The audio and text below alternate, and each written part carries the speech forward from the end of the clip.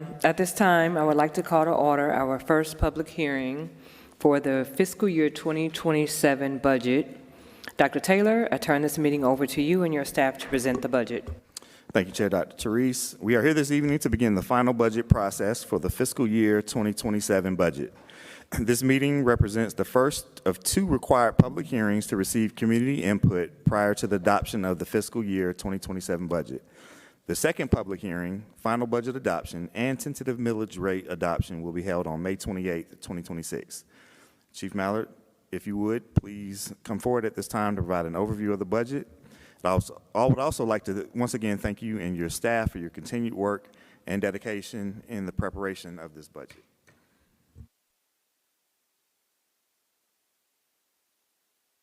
Board Chair Dr. Therese, board members, Dr. Taylor, colleagues and guests, thank you again for joining us for this first public hearing on the FY2027 Superintendent's Recommended Budget, tentatively adopted on April 16, 2026.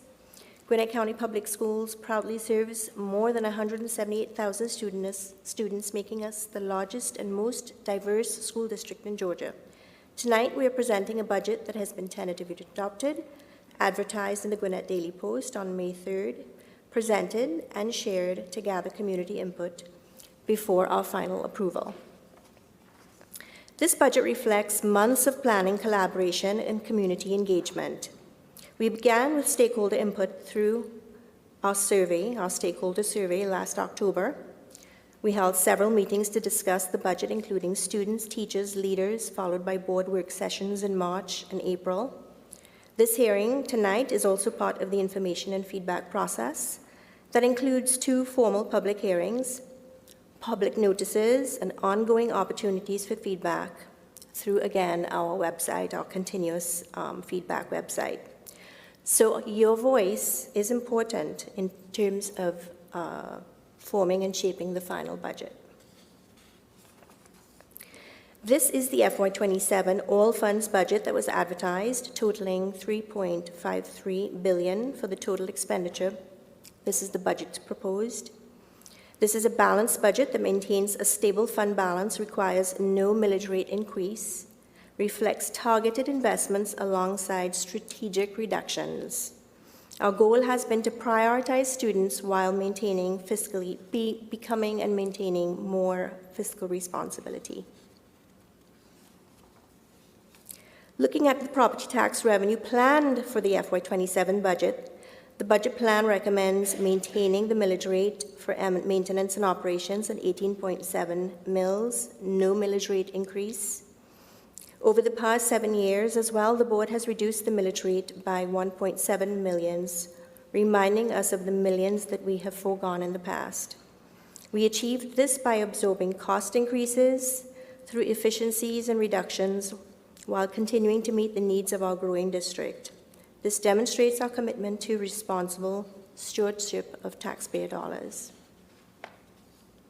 To support this budget, we implemented significant efficiencies and measures, reducing central office costs. I think we gave additional information to the board recently. This was across all divisions, so HR, technology, teaching and learning, facilities, operations, school improvement, technology, finance, superintendent's office. Across all central office divisions, essentially eliminated positions and streamlined operations. This included about 70 central office positions and over 18 million in total savings. The actions ensure that the maximum amount of funding remains, again, our focus in classrooms. Approximately 91% of general fund is allocated to salaries and benefits, of which 90% are school-based and 10% central office. Over 82% of the resources go directly to instructional services.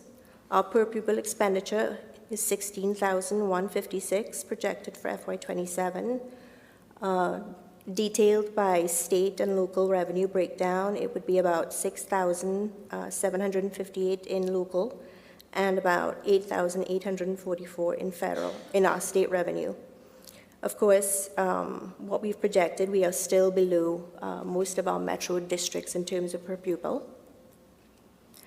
Local revenue, again, a critical role in supporting the services because, of course, we are not fully funded by the state. And this, again, is our reminder of just how that affects us. And so looking at local funds, for instance, we cover 100% with our local funds for our classified health benefits. Significant portions of transportation, school safety, and special education costs. This, of course, highlights the importance of maintaining that strong local funding capacity. Next is the allocation of personnel. This is new. This looks at the history of our central office versus our school-based positions across all funds. This view highlights how staffing has shifted over time between central office functions and school-based. As you can see, the majority of personnel remains concentrated at the school level, reflecting our continued priority to support classroom instruction and student services. So over time, we've maintained a careful balance, ensuring schools are adequately staffed while keeping central office positions streamlined. So overall, the history demonstrates a consistent commitment use or maximizing of school resources. Now looking at our investments. Again, this budget includes several targeted investments. For our employees, we are funding step increases, salary adjustments, supplements, and all of these competitive compensation packages that really help with retention efforts and reducing the critical work. In academics, we're strengthening literacy programs, expanding supports for multilingual learners, providing advanced learning opportunities. We're also investing in college and career readiness through assessments, expanding computer science and STEM opportunities. In safety, we're expanding security personnel, implementing pilots for the elementary weapons detection, increasing mental health support, adding transportation systems, including parent apps, and finally funding facility improvements in schools. But we take feedback, and when we met with our board at the tentative adoption of the budget, there was a lot of discussion, and we took that feedback and discussion and worked through some thoughts around continuing ideas of piloting additional programs. And just to highlight a few, for instance, two pilots, for instance, under transportation, having activity buses, for instance, at our Promise High Schools for various needs, including after-school activities, tutoring, athletics, credit recovery, as well as exploring pilots for summer school. Then looking again at another concern around students and school choice, we've looked at piloting perhaps options for students to have more choices and then to offer additional opportunities for feedback on meal options.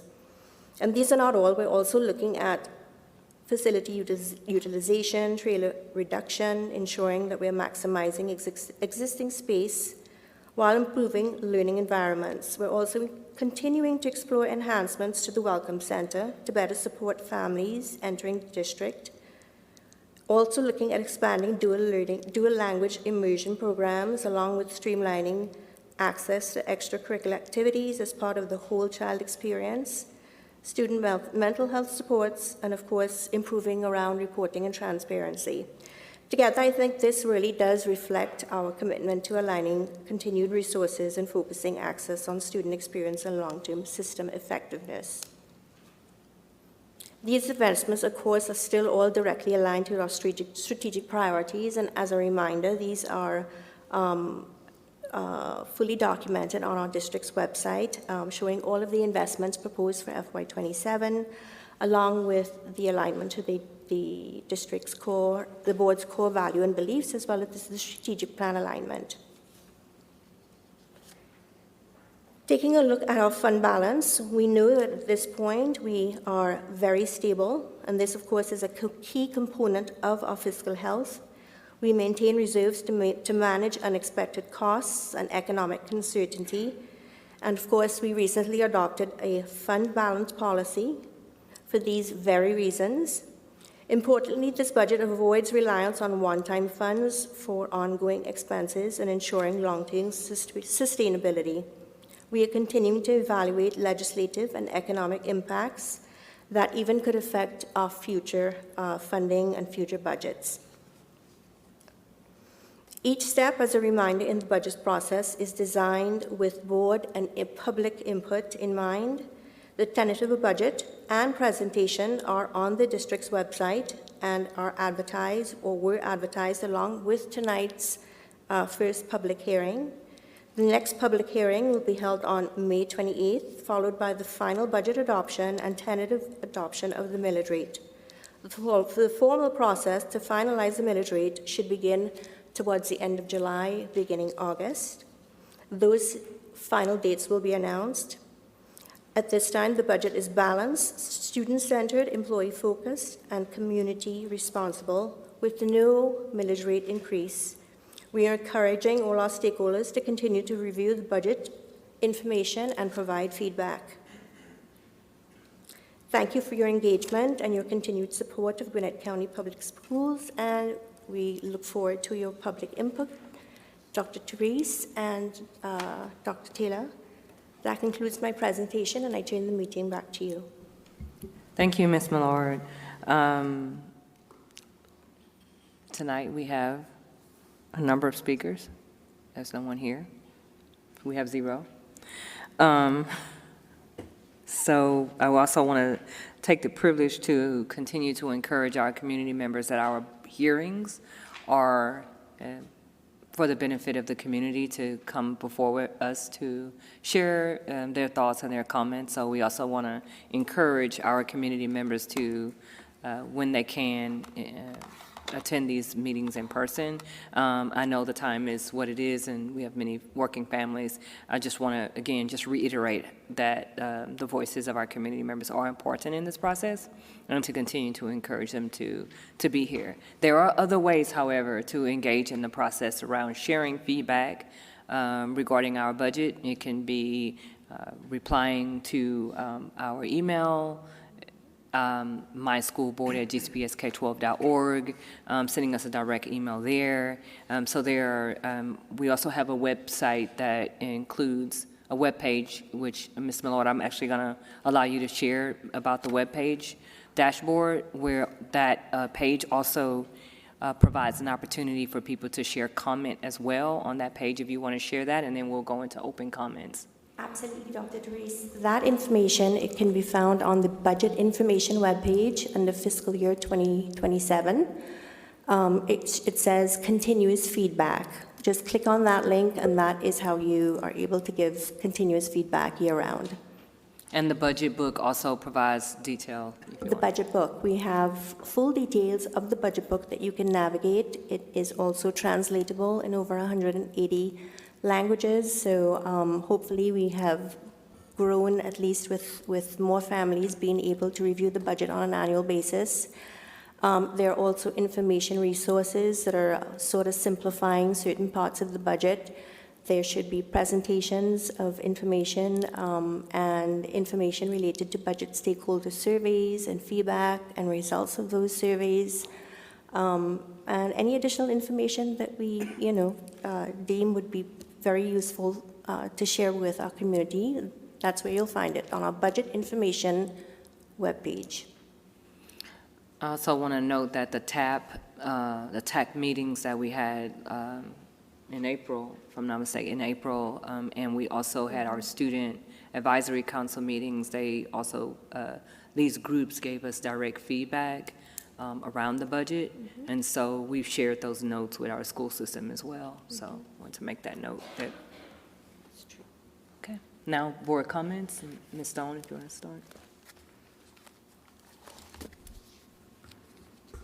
Yes, thank you, Chairwoman Dr. Therese, and thank you, Chief Millard, for this presentation. I really appreciate all the work that the team is doing. Many of the questions I know that I've been hearing from stakeholders have been addressed one way or another, but I will echo Dr. Therese, where the community still has more time to make their voices heard. I have a few questions around, I'll start on slide 10 on compensation and benefits.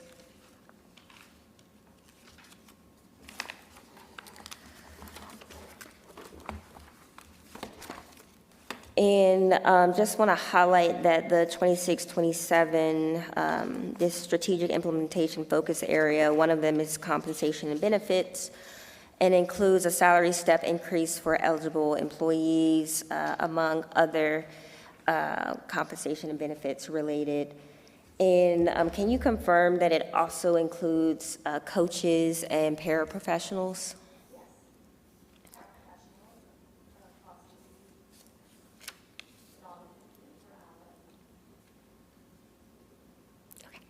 And in your, I know we've had this conversation, how does GCPS compare to other districts, and are we competitive?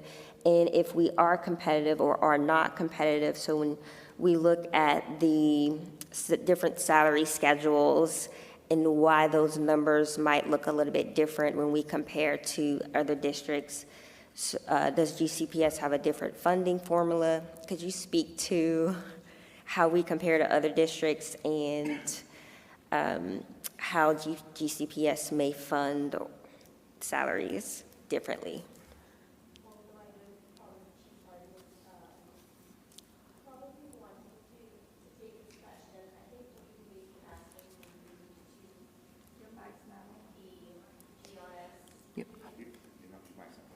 Oh, I'm sorry. I think what, Chief Harden, do you want to address this? You might be referring to the GRS retirement program that's very unique in terms of an additional benefit that is fully funded by the board, so the employee has no contribution that they make. That's a huge benefit. Thank you. Good afternoon. The GRS benefit is, as Chief Millard stated, is completely funded by the district. It is a Social Security replacement plan. Therefore, there is an increase in take-home pay of about 7% that other districts are deducting to pay into Social Security. So that gives us an advantage from a pay perspective, take-home pay perspective, rather. Thank you. So with this take-home pay and the differences, and the board contributes, you mentioned an additional GRS, does this explain why our salary scales might look a little bit different when compared to other metro Atlanta districts? I wouldn't say in totality. I think all of that is taken into consideration when considering the number of employees we have versus some of the other districts. Scaling 8% across 25,000 employees versus 18,000 or 10,000 employees becomes significant. And so Gwinnett has always taken the approach to be competitive, but not necessarily the leader of the pack. We fall somewhere around the middle of all of the metro Atlanta districts with regard to our starting pay. And so we always think about sustainability, keeping in mind that every COLA is compounded. So every year that you're increasing pay, you're increasing on top of what you increased last year. And so if your funding is not increasing, but your payroll is increasing, then there's going to be a gap at some point. And so we look at sustainability when we're thinking about our step increase, our COLA, and any other pay practices that we have. Is it going to be something that we can sustain over time versus giving a larger percent and perhaps having to do no increase in the following year, which we know that some of our metro counties gave significant increases a couple years ago. Last year, they couldn't give any increase. Some of those same districts are closing buildings, And so we think about the sustainability of our budget over long haul versus in the immediate. Thank you, Chief Harden. Absolutely. My next question is not so much around salary steps, but more around I'm going to transition to slide 11, the reporting. I see a note around reporting and then mental health as far as like more discussion topics. When it comes to reporting, I know that we've been discussing, I know at one of our previous work sessions around a publicly accessible public dashboard, not just tracking capital projects, but other budgetary items. Do we have a timeline for when the dashboard will be available for the public and where they can also see, or stakeholders can see and track dollars from different schools or by different schools?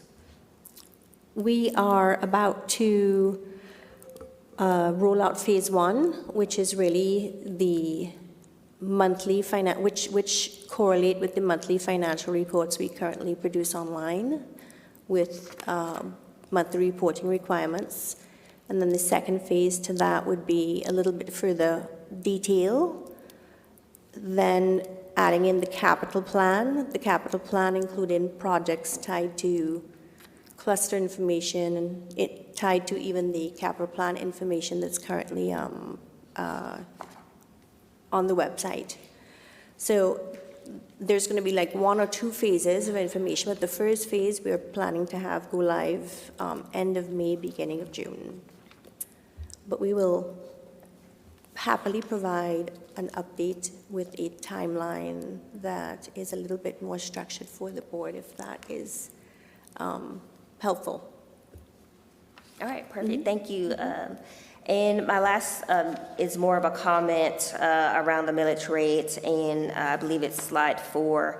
There was mention that the district is not proposing a decrease and that the millage rate will remain unchanged. And just want to also highlight that over the past 7 years, the district has foregone around $400 million or more. That is correct.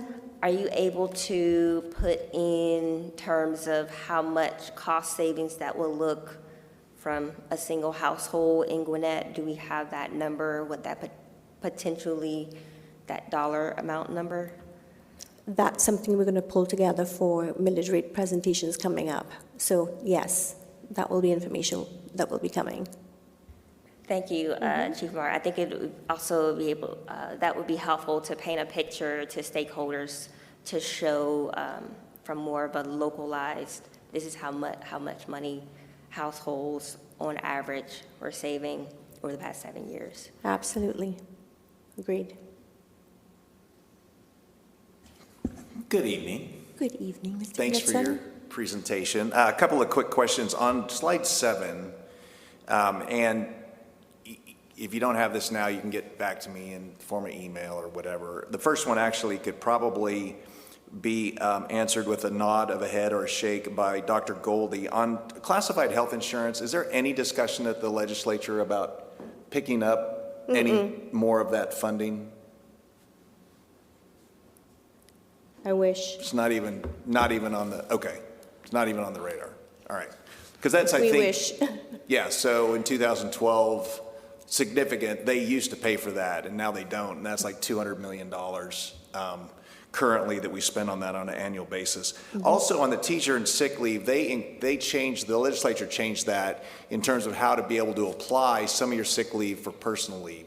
Do we see that as having a financial impact, especially since 90% of teacher sick and personal leave is paid? Yes. The state's not involved in the funding of that, really. Correct. It is definitely something we might see. We have factored in terms of potentially seeing a little bit of an impact, yes. Okay.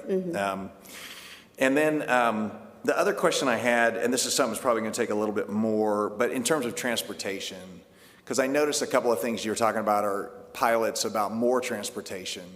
And again, because of the upside downness of how the state funds transportation, I'm wondering how our transportation budget has grown over the last 5 years. Because we've been adding a number of things that we're covering that we didn't used to cover. And I look especially at just thinking summer school in terms of if we kept that money in the classroom, could we maybe avoid kids not needing summer school? So I just, Patrick, maybe just help me understand over the last 5 years. Because I think a discussion around, I don't know, you don't have that number now, do you? Yeah. So I think the discussion around how a lot of times we're pulling money out of the general fund, which is 90% goes to school-based programs, teaching and learning, that it affects potentially the product. So I think some sort of analysis maybe there would make sense. So slide 10, the other thing, I think I want to applaud you this year for doing a great job of trying to stay within the growth of what looks like the tax digest, what's been projected. Under. Do we have an inflation rate that is being targeted from a state perspective, or are we still kind of in limbo and we're doing our best guess at? It's everybody's doing their best guess at this point. 3 seems to be safe. We are targeting less than that, so. Right, because I think last year's budget was 3.42 or so. This year's right around 3.5. Is it 3.5 kind of even? I mean, I was doing some math and it looked like only 2.3% increase, which. This year? Yeah. No, No. 1.75. 1.75, okay.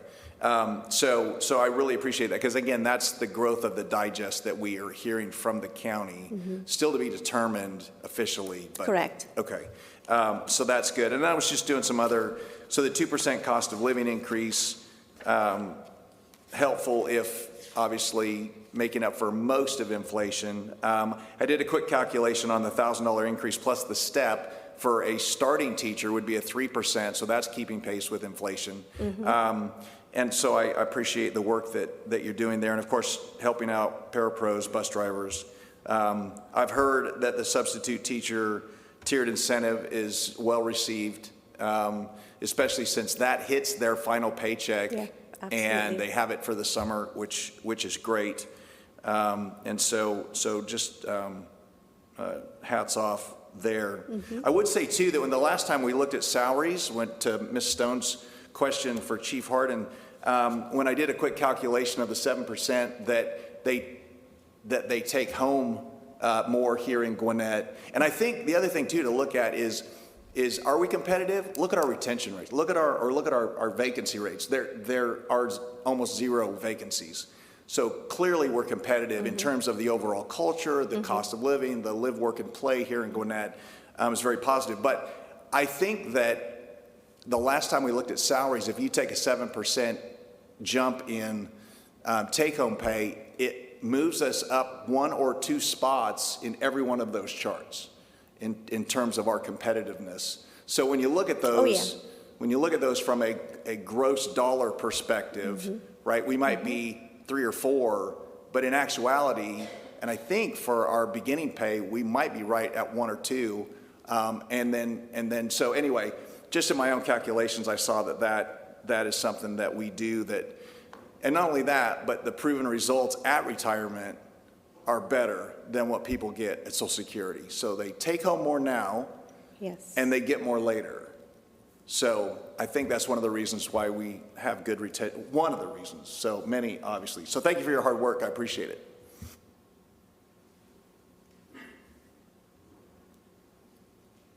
Thank you so much for the report as always. I do have a couple of follow-up questions.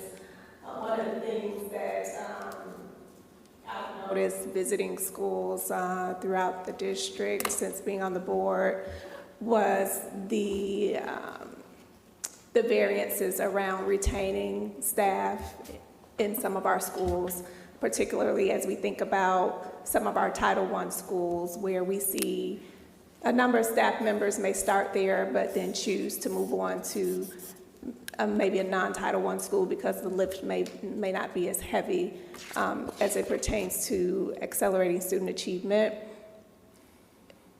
In thinking about that, one of the questions I continue to ask the district around budget season is, what have the discussions been around offering additional pay for teachers in Title I schools that have demonstrated that they have the ability to move student achievement, offering additional pay to retain those high-quality teachers in some schools that appear to be harder to staff than others.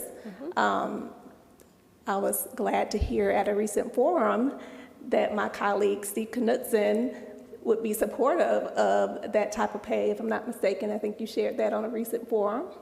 I think there's a creative, I've thought about stipends and I've floated that idea, and I get a favorable response. I think there's a way to, because I think there's 280 different salary designations in Gwinnett County, something like that. So our salary structure is complicated. I don't want to complicate it anymore, but I do believe if you're doing more work, like for instance, if you're at Oakland Meadow in a self-contained classroom, that's different than a self-contained classroom elsewhere. And I think if we developed a rubric where we could truly look and see where the extra work is happening or is needed, and a stipend goes with that, then if you were to say, okay, I will give up that stipend to move, right? I think it's important to make sure that we put the money where the work is. And so I mean, that's been a creative way that I've thought about it. And so when I've couched it, I'd love to see that discussion, but I don't want to overly complicate. Because for instance, if you're a head coach and you're getting a stipend and you decide, I don't want all that pressure, I want to go to become an assistant coach, what do? You get less of a stipend. And so I think there's some things, but I think it has to be carefully done. And I think we need to make sure that the money stays where the heavier lift is, and that needs to be proven, not just a physical location, but the things that would go within what's going on in those schools. So anyway, it's just an idea. I'm not the expert. I'd love for more of that to be considered by the people like our ex-FAT that came with some ideas. I appreciate hearing that you would support differentiated pay. No, don't put those words in there, but there are some ways we can be creative, so. Receiving a stipend is a form of payment, so you don't like the term differentiated pay? I don't know, I think its definition needs to be carefully developed. Okay, so to my question, the idea around providing pay to educators where a heavier lift is involved, or we see that retention is not as we see in other schools. Can you share an update on where the district is around that consideration? Any discussions you all have had this year? I don't see that it's proposed in this budget, and maybe there's a reason why, so just any additional context you can share with us in the community. Thank you, Dr. Simmons. Chief Harden.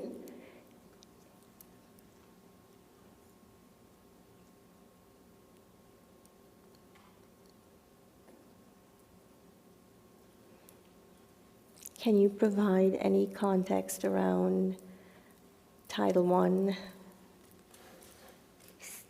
differentiated pay? We have not made any recommendations around specifically Title I pay. There was a recommendation, actually, the XVAT that we just recently did around differentiated pay. What rose to the top in the XVAT was actually differentiating special ed pay. Title I, actually, there was not alignment among the principals in the XVAT that was something we needed to do, simply because there's already competition within our schools. You know, we compete externally and internally for talent.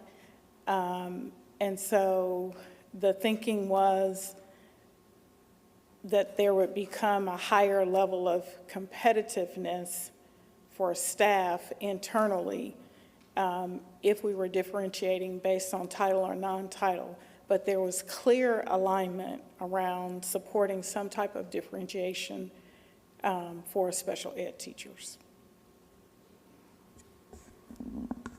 So as a follow-up, because there was clear alignment there, what are the next steps for the district around the differentiated pay for special education staff?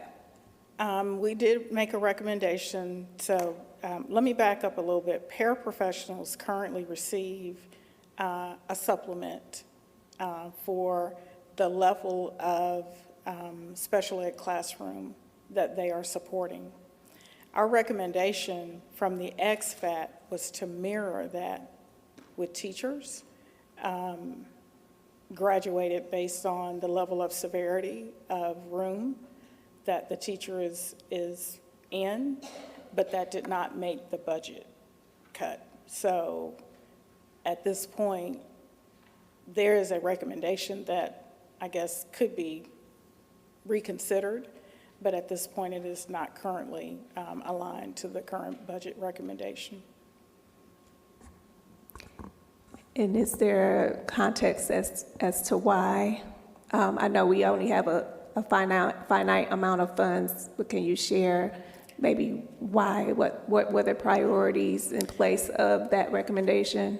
I really think just the gravity of what came from the salary study, how many positions we were trying to impact district-wide, ensuring that we could provide a COLA and step increase.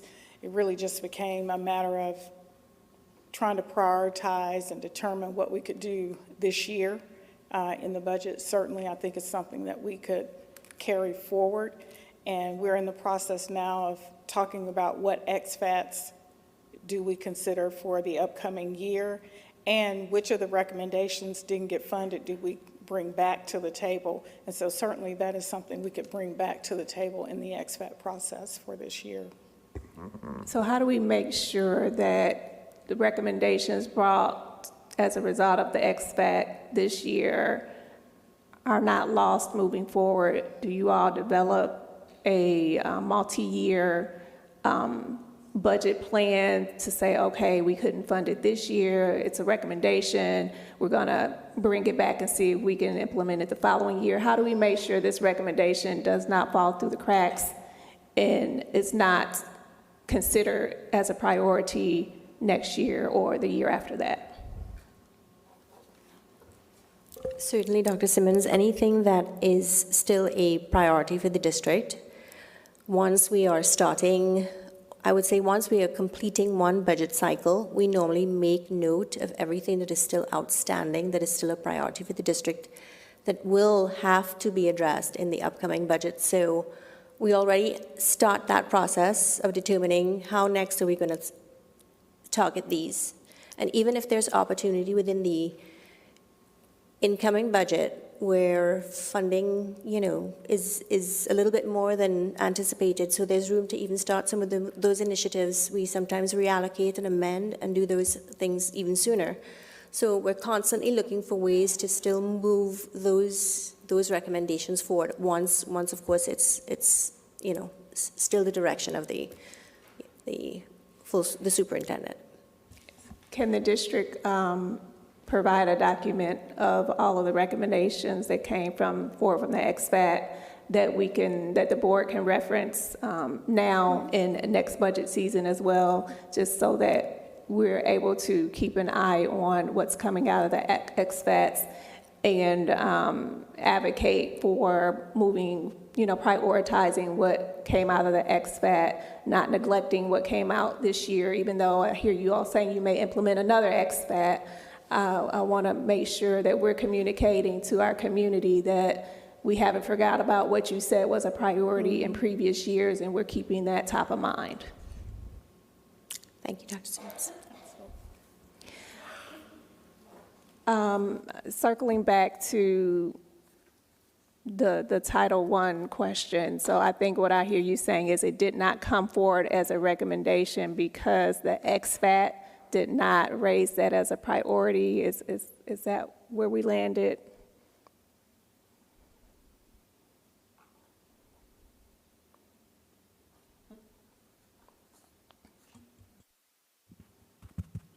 Yes, it really was about balancing.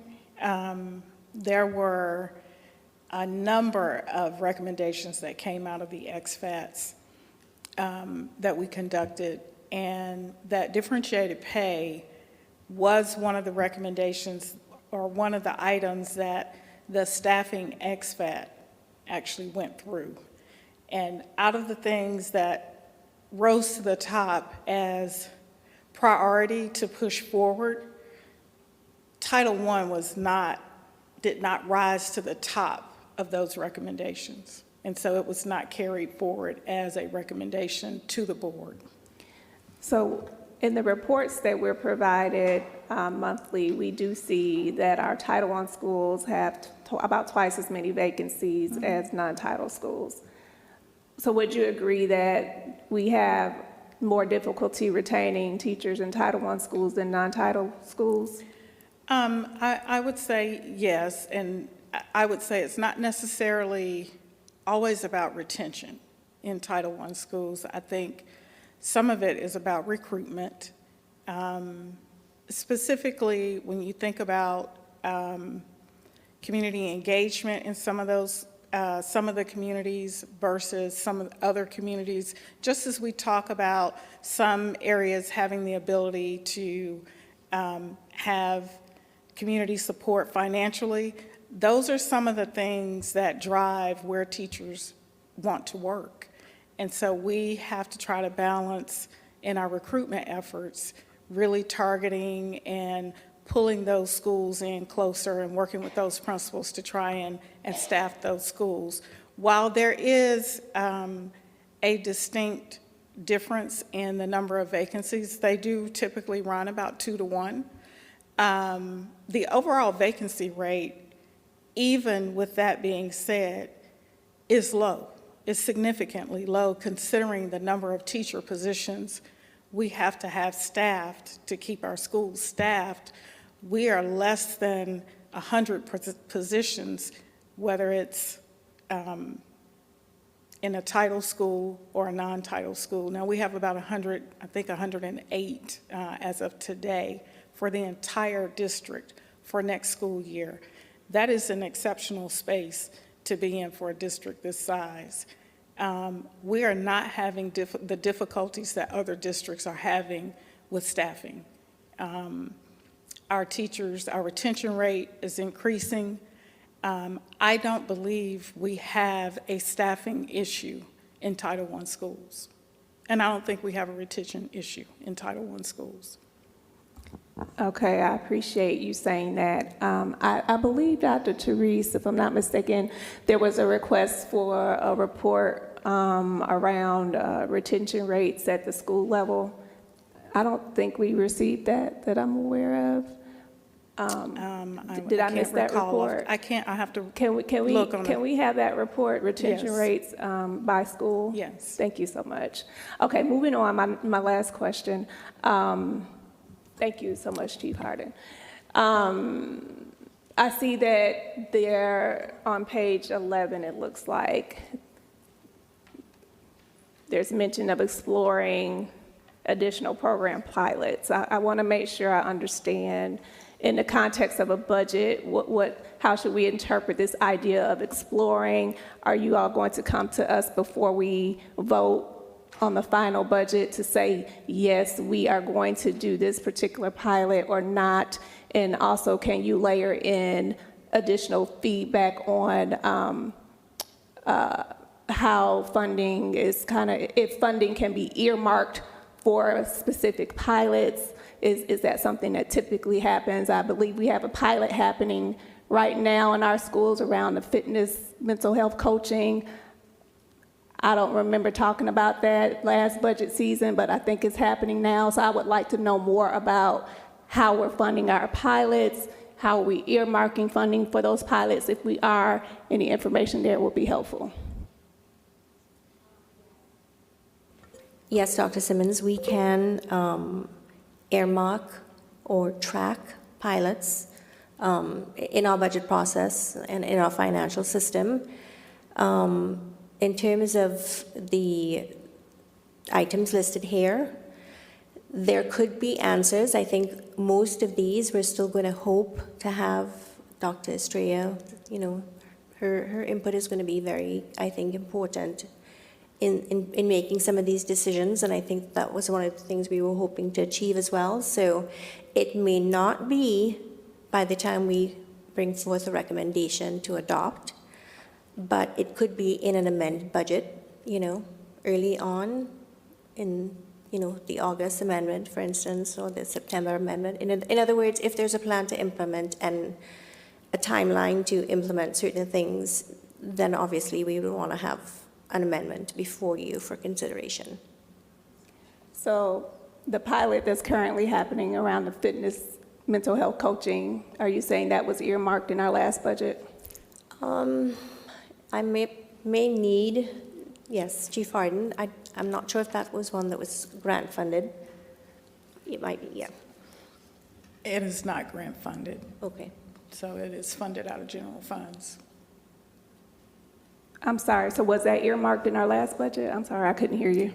It was not earmarked ahead of time, like in the budget season last year, but it is paid out of this current budget year. So we didn't need to amend it for it to be paid out of this? I'm trying to follow what she's saying, what happened with these proposed pilots compared to what's currently happening with the pilot being implemented now. I can't speak to, the budget piece of it. We'd probably have to research, but if it's in the general fund, it would have had to have come through an amended budget. So did the board amend the budget to? That's what I'm for saying. this pilot that's happening right now? Well, we'd have to confirm that it is coded to the, and I know some of my budget team are here. Do you all recall a general fund amended budget for mental health? 410. Pilot. He believes it's repurposed funding in the general budget, that it was not an amended budget, it was repurposed funding. Okay. Okay. So can you explain that? So when I hear repurpose, what I'm hearing is the board approved that funding for something else and it was repurposed for a different reason, but the board didn't have to approve it. I'm just trying to understand the process.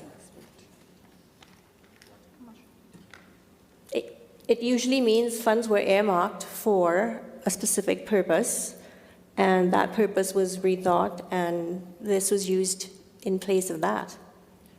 I was just going to add, we can get additional details for you and provide that. Yes, I would like additional details. I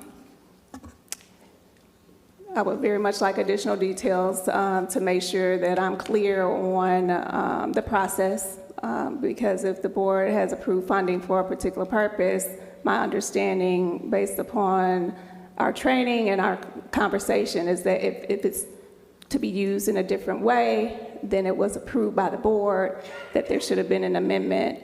I don't recall an amendment being made for this particular pilot, and I want to understand clearly as we think about pilots moving forward, because I am in support of putting a transportation pilot in place. It is something that I'm hearing community ask for around students having access to extended learning time. And currently what I'm seeing presented here is that you're exploring a pilot. To me, that's not a commitment to a pilot, and I want to be clear on how we can move towards a commitment to a pilot and to further understand in general how we go about approving a budget that is going to earmark dollars for a pilot. I know that as a district, we implement pilots routinely. So I'm a little concerned that we're not really clear about what's happening with the current pilot and how we landed there. But I do want to emphasize the importance that there be a clear process and an understanding around how we go about budgeting for those pilots, and the board being made clear and aware of where the dollars that we approve are being spent and making sure they're spent in the way that we've approved them to be spent.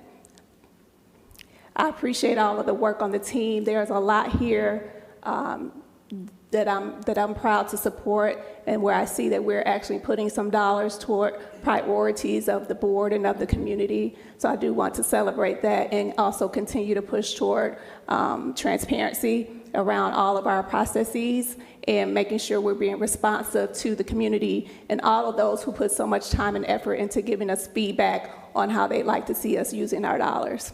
Thank you. Thank you, Dr. Simmons. Thank you. First of all, I want to say thank you all for this presentation. I want to thank you to your budget team with all of the work you all have done. The dashboards I find really helpful.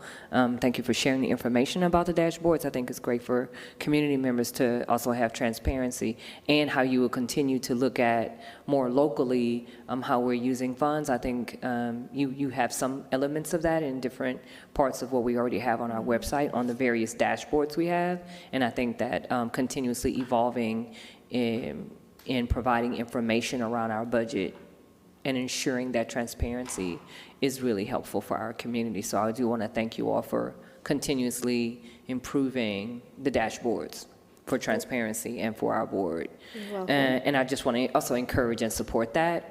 The next point I want to make is Dr. Simmons made a few points, and two is I want to support your questioning around the pilots. I was wondering about that too.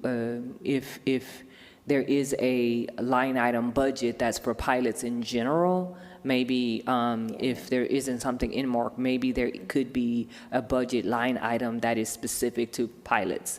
I do support pilots. I think that it's helpful for us just to be able to look at the data and to really understand the impact, the return on investment on what we're investing in, and then decide if it can really make an impact on a broader scale. I know some things don't necessarily have to have pilots, and some things are great to have pilots. So I know it's very fluid, but I do think having a specific budget line item that is allows for an earmark for funds around pilots would be helpful, because then we know this is the budget we have for pilots and this is what we have to work with. So I do want to make that comment around supporting what you said, Dr. Simmons. And then the other thing is, since I've been on this board, there has been conversations for years related to differentiated pay. And in particular, just being a representative of District 5, where majority of the at-promise schools are located, there is a difference in the workload that extends from our teachers to our custodians, right, to our cafeteria workers. And I also can see, and this is more from, I guess, anecdotal and also specific feedback that I get from teachers, and then my own experience as a parent in GCPS public schools, that there is a difference between the joy of teachers in certain schools versus others, and that does impact retention, and it also impacts the academic performance of our students. And I know that personally as a parent. I can tell you from one school to the next school, the different experiences I've had and exactly what those differences were. But primarily they were really rooted in the investments around what we are doing in the environment, and how our teachers are, how they are treated, and how they feel like they're supported in really being successful in their classrooms. But that translates directly to the success of our students. And so I'm curious, again, I've asked for this data. I'm looking forward to seeing the data around the local schools and the retention, or attrition rather, really understanding what the attrition looks like, because I think it tells a story. And if we see that there's an anomaly from one year to the next, and then if we extrapolate that and look at, well, what was that anomaly? Was it because there was a change in leadership? And if we had all of a sudden, a 50%, that might be a lot, but whatever difference of change that is, 20%, 10%, I think it's important for us to take note of that and to further explore the root of that. And it could be various things, and sometimes it could just be the environment change because of leadership, and then how do we further examine that? Because ultimately it impacts the academic success of our students. So I do want to share support for that. It's also 6 o'clock, but our executive session is next, and we have a little bit more time to have a discussion, a little bit more, so we do have a little bit more time, but I do want to kind of quickly go over some of the questions so then we can go into our executive session. But I wanted to tell the board we do have a little bit of time. And Mr. Gasper is not here, so we have that too. But so the couple of questions I have is, the first one is related to the millage rate. So on page number 4, you have how we have lowered the millage rate for the past couple of years. When we look at lowering the millage rate, and we also understand what happened recently in the legislature with the tax decrease that results in about $35 million a year that's coming from our budget. What do you, tell us more around what do you think specifically around the impact of that? And then how do we then try to balance out what we're losing? And then how do we communicate to our community if we need to have a change to the millage rate, what that would be like? And to be fair to the community, what is that type of communication streamline? So I know that's kind of like 3 questions in one, but if you can kind of generally share something around the impact of the current legislation to our school budget. Well, because we approached the development of this budget based on many factors, one significant one being what was going to happen with legislation coming. More than likely, we were not going to see the ability to opt out again, and some form of a CPI type value probably will cap assessed value growth. So we planned on it. And in terms of looking at what the county was showing, more or less lined up with preliminary projections, giving us an indication, we didn't want to go anywhere above 2% digest growth.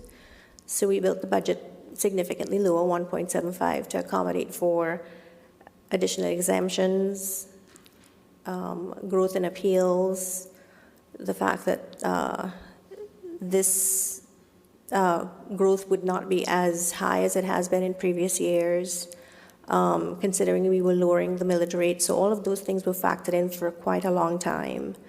With millage rate and anticipation of revenues in a year, you have to really know 2 to 3 years out what your impact could be, not just in the next year.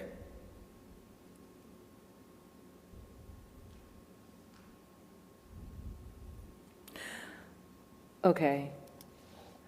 When we look at the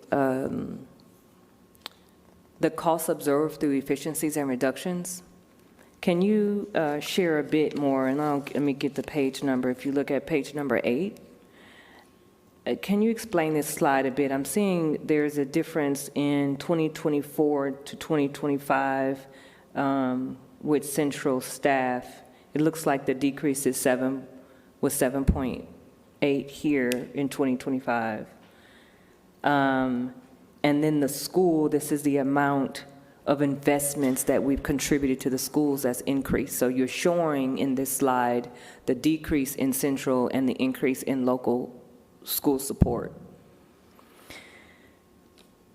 So then when I think about the efficiencies that you've noted on slide number 5, doing more with less, my wondering is, I know that when I walk in certain schools, I see some opportunities to invest more, and I'm wondering, how do you reconcile the cost efficiencies and reductions where there still are gaps around equality and equity? I know we haven't completed our facilities audit. We have an equity audit pending. I know that those things will inform the need to be able to ensure that there is equality and equity. And I guess my wondering here is, you have reductions, but then how do we, in our budget, create some allocations around what investments, additional investments we may anticipate that may come from the audits that we'll be doing this year? I don't currently see a line item there, but I'm wondering, I'm assuming there would be some cost. And I would just, it would be really, really disheartening to hear, oh, we don't have the money because we didn't budget it, it's not in the budget. So then if it's not in the budget, like can we then, if we're anticipating so much in 2 years, how can we then anticipate potential increases? And I'm almost 100% sure that there will be some investments that will be needed, in particular in our at-promise schools, to ensure equity and equality. And I'd like to be able to understand more how we're going to anticipate that inside of the budget. Mm-hmm. Well, one way for sure is, Dr. Therese, if you remember, there is a line item in the budget that is for inflationary costs, $8 million, that's budgeted every year, and it's to address exactly that. $8 million in inflation costs, is what you said? We call it the inflationary Okay. budget. It's for unanticipated growth in terms of expenditures. It's expansion, it's many different things, but it's attributed to additional increases in existing programs that were not anticipated. Do you think that that would be enough for, I mean, just what kind of rough idea you think it would be enough? I mean, it depends. Some of what you might be talking about too might involve more capital funds, which is more than a SPLOST and capital fund discussion, not necessarily general funds. But in all of these instances, keep in mind these central service cost reductions and savings were reallocated to investments, that most of which are going to be direct support for schools. Okay. So again, not necessarily easy to say, this is additional school support, but it is. Okay, okay, great. Then the next question I have is, if we look at slide number 10, in particular, when we think about the last two bullets on slide number 10 around professional learning and facilities improvements, we passed a safe zone policy. And in our safe zones policy, I know we've already done some work. Again, I want to thank you, Dr. Taylor, for accommodating in a way that we kind of created a different option so that the work could get started sooner because of the urgency and the need for our children who needed to ensure that there were safe zones and that teachers were prepared and schools were prepared to be able to deal with any situation that occurred. And I know that what I've heard so far from some teachers is that they've participated in some of the training, and it's seemed to be very helpful in terms of giving them the information that's needed to be aware of that. So my question is,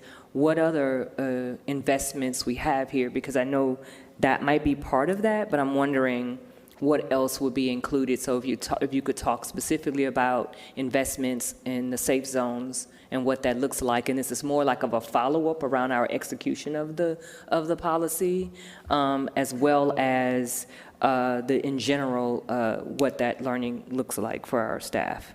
Yeah, Chief Neagle's out tonight, so we may have to include some specifics tomorrow in the update. However, we're not really anticipating significant costs associated with it, only because we're not able, when we reviewed all the resources, we're not able to just take off the shelf what was already kind of in place. We have to kind of craft our own, because some of those were crafted around laws that don't exist in Georgia. So we think we're going to be able to actually create using In-house. all of those resources, taking different pieces and creating one that just works for us. So we're not anticipating significant cost around that. So that's more like a cost avoidance. Yeah. Okay. Yeah. That's helpful to know. And then the final question is around the funding of facilities improvements. Again, I do see in parentheses it says capital funding. That's SPLOST primarily, right? Or one? Yes, primarily. And so we talked about the investments in SPLOST, and I know that part of the, I don't know, resolution or proposal was working on certain schools, and most of those schools aren't, they don't include the at-promise schools. And I know that we have some opportunities to even invest in the facilities of at-promise schools.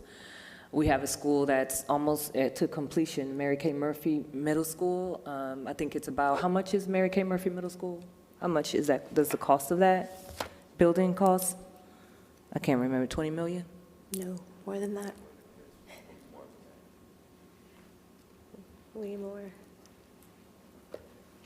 I'm going to say this wrong, so just know I don't have the exact figure.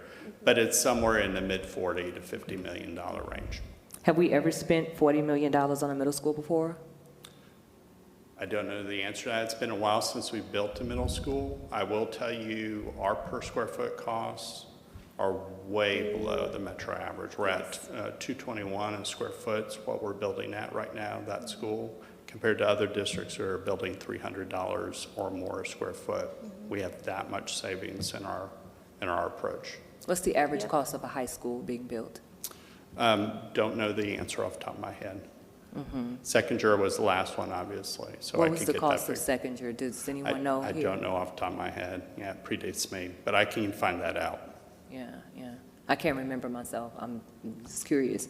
So I guess I'm asking because I know we have SPLOST funding, and I also understand, again, some of the information that may come from the facilities audit, the equities audit, may also include funding that's necessary for this. And I'm wondering if we can, not have to go into the general fund or the fund that you noted around the inflation spending that you have already allocated, if funding could come from East Plus, considering all of the other things we have to do, sort of like the both and. How do we make sure that we're making those appropriate investments?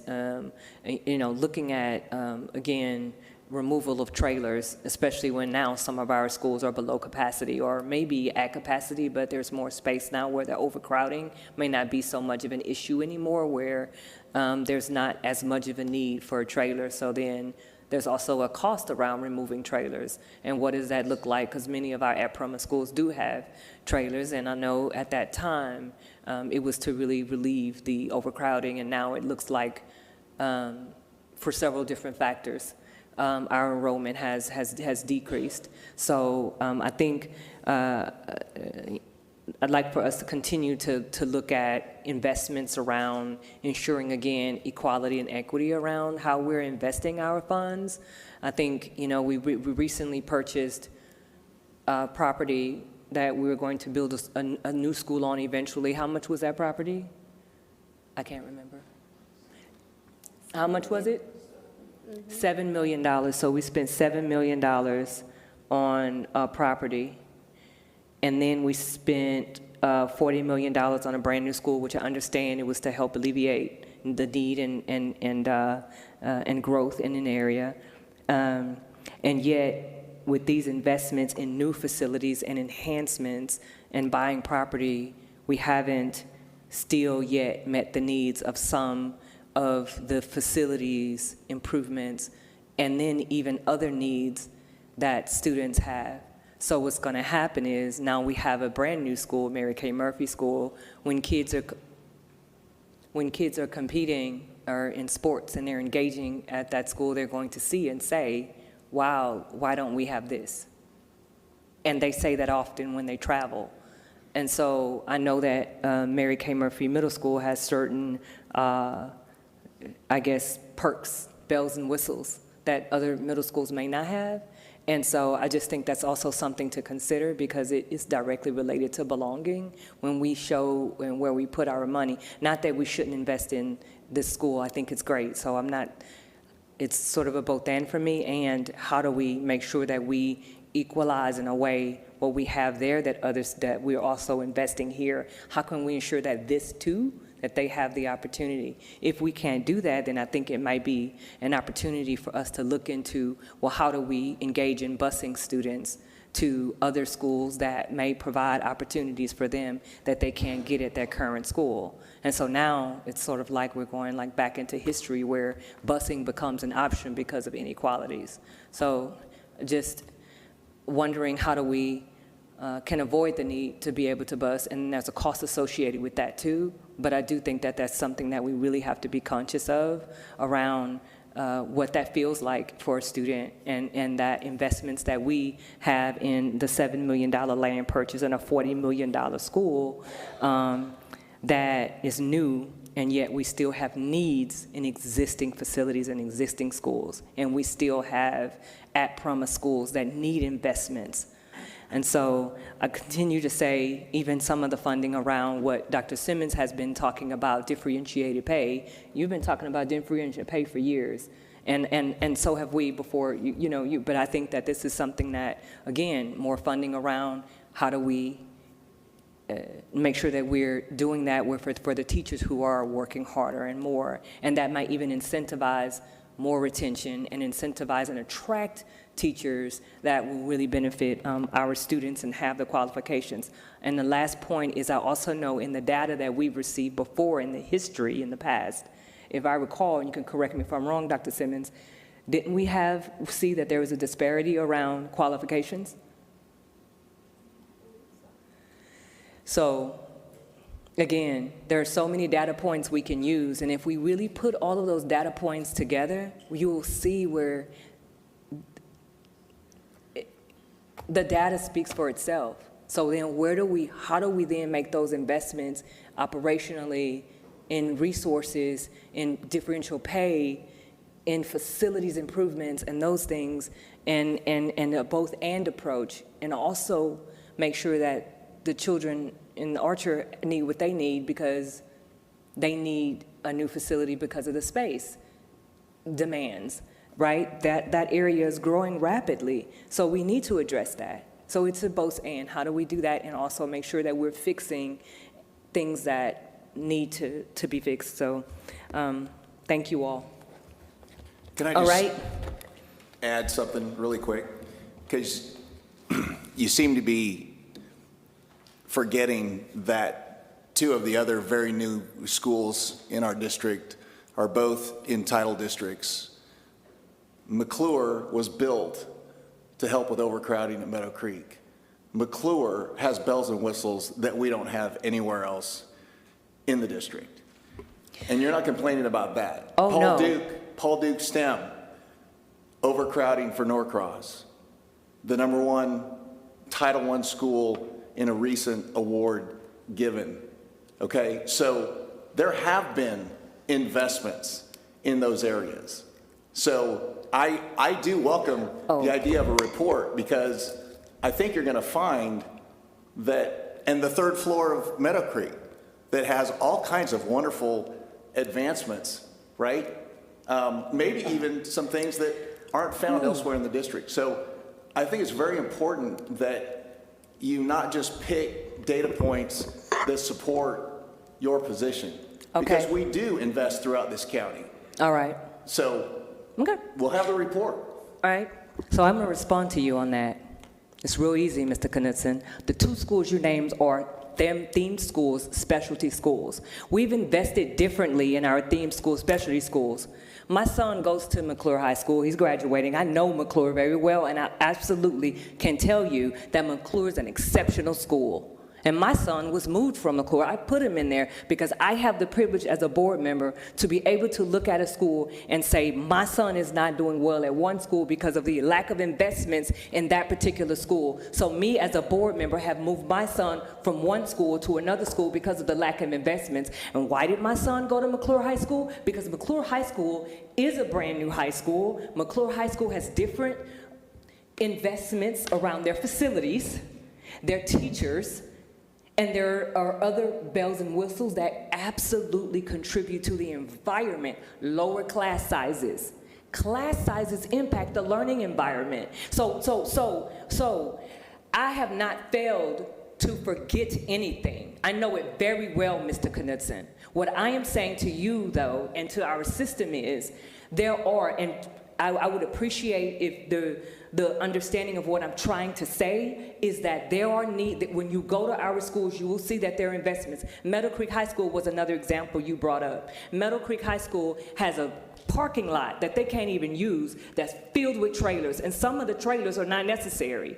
And then when you go to other schools, they don't have the same amount of trailers, and the kids feel that, they see it. Go to Meadow Creek's locker room. I have a whole list for you. You go to Meadow Creek's locker room. I can tell you what that looks like versus another school's locker room that don't have the same things, and the kids know it and they see it. We can talk about some other pieces of their facilities. They have a great third floor, though. I'm not saying that there aren't things that in some of our schools that are great, but the two schools you named, well, those two specialty schools that are newer schools have great things, and they are newer builds. So one thing that we know, whenever you have a newer build versus older schools, that there is a difference there. So I'm recognizing that, but that's not what I'm talking about. I am talking about making sure that we are doing what we can when we are investing $7 million and $40 million into brand new facilities. Not that we shouldn't do that. I'm saying when we're doing that, let's also look at, well, wait a minute. If we're spending $40 million on this brand new middle school, maybe let's spend $35 million. And let's put $5 million over here in some of these at-promise schools that might need a little bit more improvements because maybe their facilities may be older.